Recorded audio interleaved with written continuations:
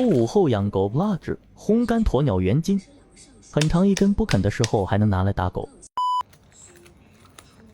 准备一大盆清水，还有沥水的盘子。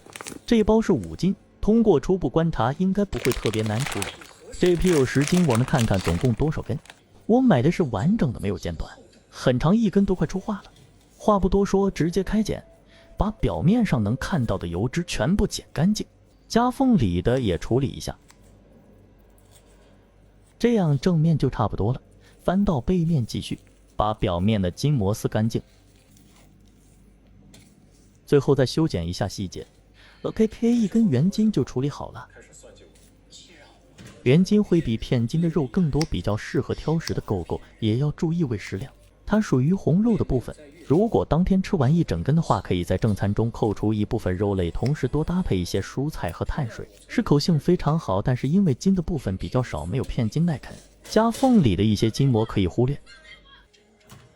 全部处理完之后，再准备一盆清水，把它们放进去清洗一遍，把血水洗干净，烘出来会更好看一点。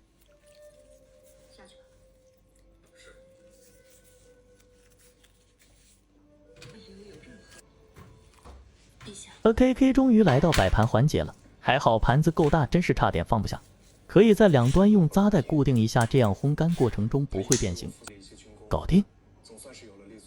小型犬吃可以剪成2半，送进烘干机70度烘干80小时，因为它的肉比较厚。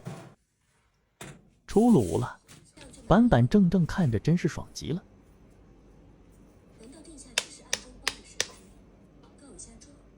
发现一根超长的50厘米，还有小号的。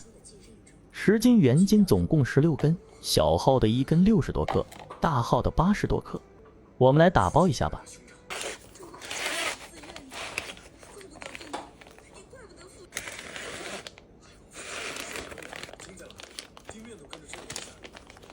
小狗试吃环节。